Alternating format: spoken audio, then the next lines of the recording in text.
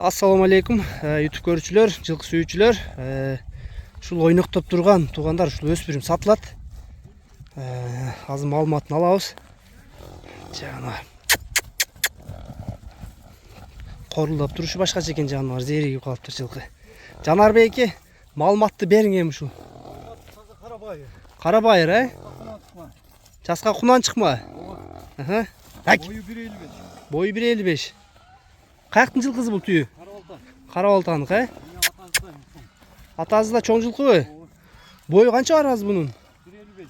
Бою 1.55, Урбинге 1.55 экен. Мындай туугандар. Жерде кашка экен. Жаныбар. Дагы кандай маалымат туугандар? Маалымат ушул экен. Карабалтан жылкысы экен. Атасы чоң жылкы дейт. Мына өспүрүмдүн бою да 1.55 экен. Энеси күлүкпү? Күлүк жылкынын баласы дейт. Дареги туугандар Бишкек шаары, Аламүдүн район. Ошондо бер степное болуп калат экен туугандар. Баазы канча? Баазын айтың эми. Базы 160 болор. Баазы 160 миң болор, Машалла.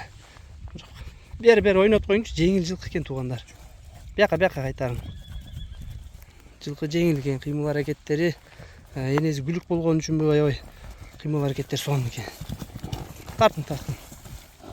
Башы да элпей экен, мына ноктогу. Адам сүрү. Карама. Жакшы. Баазын уктуңар, дарегин айттык туугандар, маалыматты болушунча жеткиликтүү кылып алып бергенге аракет кылдык.